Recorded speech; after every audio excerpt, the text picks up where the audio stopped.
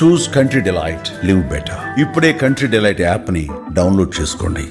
పోర్చుగల్లోని ఓ beach లో కనిపించినటువంటి అద్భుత దృశ్యం భయం కల్పించే విధంగా కనిపిస్తోంది, ఆందోళన రేకెత్తించే విధంగా కనిపిస్తోంది.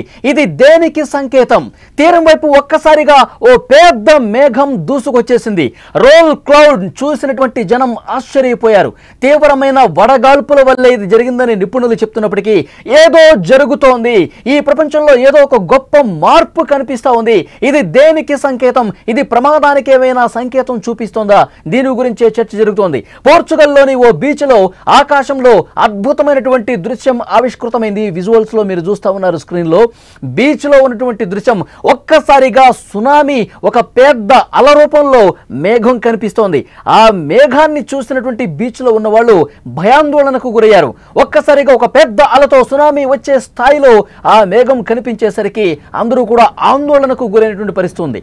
సముద్రంలో వచ్చే ఒక భారీ కెరటం లాగా ఆ మేఘం కనిపిస్తోంది. స్క్రీన్ లో చూస్తూ ఉన్నారు. అక్కడ ఉన్నటువంటి పర్యాటకులు ఒక్కసారిగా ఆశ్చర్యపోయారు. ఈ వాతావరణ దృగ్విషయాన్ని చూసి అందరూ కూడా ఆశ్చర్యచకితులయ్యారు. అక్కడ బీచ్ లో ఉన్న వాళ్ళు ఇదేమన్నా సునామీ అలలాగా కనిపిస్తోంది, ఇదేమన్నా సునామీ వచ్చే ముందు ఓ పెద్ద మేఘం ఏమన్నా ఏర్పడిందా అన్న స్థాయిలో కనిపిస్తోంది. విజువల్స్ లో చూస్తున్నారు. పోర్చుగల్లోని బీచ్ లో వింత మేఘం ఒకటి భయపెట్టేసింది. అక్కడ ఉన్నవాళ్ళు ఒక పెద్ద అల రూపంలో అది ముందు ముందుకి దూసుకొస్తుంటే అది ఏమన్నా వల, ఎందుకంటే ఇంత దగ్గరికి వచ్చే వరకు కూడా వాళ్ళకు కూడా అర్థం కాలేదు. ఇది అల ఏమన్నా వస్తుందా, సునామీ ఏమన్నా వస్తుందా? ఎందుకంటే జూలైలో అతిపెద్ద సునామీ రాబోతోంది, దేశం పూర్తిగా సర్వనాశనం చేసేపోతుందని చెప్పి బాబా వంగా లాంటి వాళ్ళు అప్పటికే పెద్ద ఎత్తున ఇది ఒక వార్త ప్రచారం అవుతున్నటువంటి నేపథ్యంలో, ఒక భయం గొలిపేటువంటి పరిస్థితి ఉన్న నేపథ్యంలో ఇలాంటి మేఘం చూసేసరికి ముందుగా అది మేఘం అని కూడా వాళ్ళకి తెలియదు. కొంత దూరం నుంచి ఒక పెద్ద అల రూపంలో కనిపించేసరికి అక్కడ బీచ్ లో ఉన్న వాళ్ళు ఒక్కసారిగా పరుగులు పెట్టిన పరిస్థితి. ఆ తర్వాత కొంత తేరుకుని ఇది మేఘం, సముద్రం మీద నుంచి, సముద్రం లోతుల్లో నుంచి కనిపిస్తున్నటువంటి ఒక పెద్ద మేఘంగా కనిపిస్తోంది. ఆ మేఘం ముందుకి వస్తుంటే గతంలో ఎప్పుడూ చూడనటువంటి పరిణామంగా దీన్ని చూసి ఆశ్చర్యపోయిన పరిస్థితి. ఎందుకంటే ప్రపంచంలో కొన్ని వింత సంఘటనలు ఈ మధ్యకాలంలో కనిపిస్తున్నాయి, కొన్ని వింతకరమైనటువంటి ఆకారాలు కనిపిస్తూ ఉన్నాయి. ఇదేమన్నా ప్రమాదానికి సంకేతంగా కనిపిస్తుందా? అల్లకల్లోలం వచ్చే ముందు, అతిపెద్ద ప్రమాదం సంభవించే ముందు ఈ ప్రపంచం, ఈ భూమండలం మనకేమన్నా సంకేతం పంపిస్తుందా? దీని గురించే పెద్ద స్థాయిలో చర్చ జరుగుతున్నటువంటి పరిస్థితి. ఈ మధ్యకాలంలో మనం చూస్తా ఉన్నాము, బాబా వంగా ఏవైతే ఆ బుక్ లో రాశారో, రియో తాత్సుకి ఏదైతే బుక్ లో పొందుపరిచారో, జూలై 5వ తారీఖు అతిపెద్ద విపత్తు రాబోతోంది, అతిపెద్ద సునామీ రాబోతోంది. ఈ సునామీ 2011 సంవత్సరంలో జపాన్ ను కుదిపేసింది కదా, దానికంటే 3 రెట్లు అత్యంత ప్రభావవంతమైనటువంటి సునామీ రాబోతోంది, జపాన్ ని అతలాకుతలం చేయబోతోందని చెప్పి వార్తలు వింటా ఉన్నాం. ప్రపంచం మొత్తం కూడా చాలా ఉత్కంఠగా జూలై 5 కోసం ఎదురు చూసినటువంటి పరిస్థితి. ఈలోపే ఈ ప్రచారం జరుగుతున్నటువంటి సమయంలోనే అనేక చోట్ల కొన్ని వింత విచిత్రమైనటువంటి ఆకారాలతో వాతావరణం మార్పుని గమనిస్తూ ఉన్నారు. పోర్చుగల్ బీచ్లో అందరినీ ఒక్కసారిగా భయభ్రాంతులకు గురి చేసినటువంటి ఆ మేఘాన్ని మీరు చూస్తూ ఉన్నారు. అసలు సునామీయే వచ్చేస్తుందా, మనల్ని అందరినీ కూడా ముంచెత్తడానికి వచ్చేస్తుందా అన్న స్థాయిలో ఒక మేఘం ఎంత భయపెట్టిందంటే ఆ బీచ్లో ఉన్న వాళ్ళు షాక్ అయిపోయి, కంగుతినిపోయి తమ తట్ట బుట్ట అన్నీ కూడా సర్దేసుకుని దూరంగా పరిగెత్తాలన్నంత ఆలోచన కనిపించింది వాళ్ళకి, అంత భయం కనిపించింది. ఆ తర్వాత అది ఒక మేఘం, మనకి దూరం నుంచి ఒక అలలాగా కనిపించింది, కానీ అది దగ్గరకు వస్తుంటే ఒక మేఘం. గతంలో ఎప్పుడు కూడా చూడనటువంటి ఆ మేఘం మనల్ని భయపెట్టిందని చెప్పి ఆ బీచ్లో ఉన్న వాళ్ళు చెప్పినటువంటి పరిస్థితి. ఈ మధ్యకాలంలో వాతావరణంలో పెను మార్పులు చోటు చేసుకుంటున్నాయి. ఇది దేనికి సంకేతం? చాలామంది మాట్లాడుతున్నారు, కొంతమంది పర్యావరణవేత్తలు మాట్లాడుతున్నారు, శాస్త్రవేత్తలు మాట్లాడుతున్నారు, ఎలాంటి ఇబ్బంది లేదని చెప్తున్నప్పటికీ కూడా ఎవరైతే భవిష్యత్తుకు సంబంధించి జోస్యాలు చెప్పారో, భవిష్యత్తు ప్రమాదకరంగా మారుతుందని చెప్పి జోస్యాలు చెప్తున్నారో, వాళ్ళు చెప్పినవి కొన్ని నిజమైనటువంటి పరిస్థితులు ఉన్నాయి. 2011 జపాన్ భూకంపం, అతిపెద్ద సునామీ, దీంతో పాటు కరోనా కూడా అందులో ఆ బుక్లో పొందుపరిచారు. రియో తాత్సుకి చాలా స్పష్టంగా 2021 సంవత్సరంలో అతిపెద్ద మహమ్మారి లక్షలాది మంది జనాల్ని చంపబోతుందని చెప్పి అందులో స్పష్టంగా రాస్తుంది.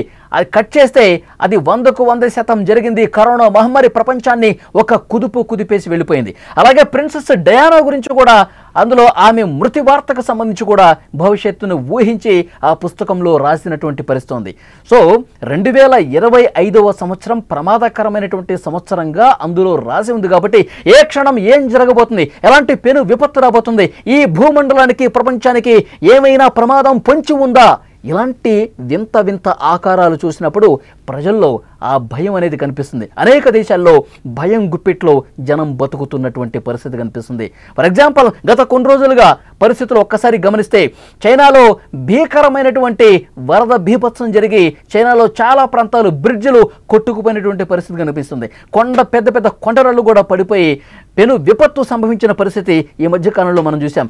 ఇప్పుడు అమెరికాలో టెక్సాస్ రాష్ట్రంలో విపరీతంగా గతంలో ఎప్పుడూ లేనట్టుగా ఒక్క రోజులోనే 24 గంటల్లోనే కొన్ని నెలల పాటు అక్కడ నమోదయ్యే వర్షం కొన్ని గంటల్లో నమోదై టెక్సాస్ రాష్ట్రం మొత్తం ప్రధాన నగరం మొత్తం కూడా వరద గుప్పిట్లో చిక్కుకొని అన్నీ మునిగిపోయేటువంటి పరిస్థితి కనిపిస్తోంది. అంతకుముందు పరిస్థితులు మనం చూస్తున్నాం. అంటే ఈ ప్రపంచానికి ఏదో ఒక వింత మార్పు కనిపిస్తుంది. శాస్త్రవేత్తలు కూడా చాలామంది చెప్తా ఉన్నారు, నిపుణులు చాలామంది చెప్తా ఉన్నారు, ఏదో జరుగుతోంది ప్రపంచంలో. ఇలాంటి పెను విపత్తులు సంభవించే ముందు ప్రకృతి మనకి కొన్ని సంకేతాలు పంపిస్తుంది, దాంట్లో భాగంగా దీన్ని చూడాల్సినటువంటి అవసరం ఉందా అని మాట్లాడుకుంటున్నటువంటి చర్చ జరుగుతున్నటువంటి పరిస్థితి. ఇప్పుడు మీరు స్క్రీన్లో చూస్తూ ఉన్నారు, పోర్చుగల్లోని ఒక బీచ్లో ఒక వింత ఆకారం అందరినీ విస్మయానికి గురి చేసింది. ఇది నిజంగా 2025 సంవత్సరంలో జరగబోయే విపత్తులకు ఒక సంకేతంగా పంపించిందా ప్రకృతి అని కూడా మాట్లాడుకుంటున్న పరిస్థితి కనిపిస్తోంది. ఈరోజు జూలై 5 శనివారం జపాన్లో ప్రజలందరూ కూడా ప్రాణభయంతో వణుకుతున్నటువంటి పరిస్థితి. కొన్ని నిజాలు జరిగినాయి కాబట్టి, భవిష్యత్తు ఊహించిన ఘటనలు కొన్ని జరిగినాయి కాబట్టి ఇది ఏమైనా జరుగుతుందా, దీనికి బలం చేకూర్చే విధంగా అక్కడ టొకారా దీవుల్లో పెద్ద ఎత్తున భూ ప్రకంపనలు, ఇప్పటికే 1000 సార్లు భూమి స్వల్పంగా కంపించింది అంటే ఇది కూడా ఒక సంకేతం ఏమన్నా పంపించిందా, అతిపెద్ద ప్రకంపన రావడానికి, అతిపెద్ద సునామీ రావడానికి ఇదేమన్నా ప్రాథమిక స్థాయిలో సంకేతం పంపించిందని కూడా చర్చ జరుగుతోంది. సో ఇలాంటివన్నీ చూసినప్పుడు నిజంగానే భవిష్యత్తుకు సంబంధించి ఏవైతే ప్రమాద సంకేతాలు జోస్యాలు చెప్పారో అవి ఏమైనా నిజమవుతాయా అన్న ఒక ఆందోళన చాలా మందిలో కనిపిస్తుంది. ఇప్పుడు పోర్చుగల్లో కనిపించింది కూడా అలాగే చూస్తూ ఉన్నారు చాలామంది. అందుకే ఇప్పుడు జపాన్కి పోవటానికి కూడా భయపడుతూ ఉన్నారు. జపాన్లో పర్యాటకం 83% పూర్తిగా కిందకి పడిపోయింది. అక్కడికి వెళ్ళాలంటే భయపడుతున్నారు. అక్కడ టొకారా దీవుల్లో ఉన్నవాళ్ళు, అక్కడ స్థానికంగా జీవనం సాగించే వాళ్ళు ఇతర ప్రాంతాలకు కూడా తరలిపోయి సురక్షితమైన ప్రాంతాలకు బతికుంటే మళ్ళీ వద్దాం మన ప్రదేశానికంటూ జూలై 10 తర్వాత మళ్ళీ వద్దామంటూ చాలామంది తమ పర్యటనలు వాయిదా వేసుకుని తమ సొంత ప్రాంతాలను కూడా వదిలేసి వెళ్ళిపోయినటువంటి పరిస్థితి ఉంది.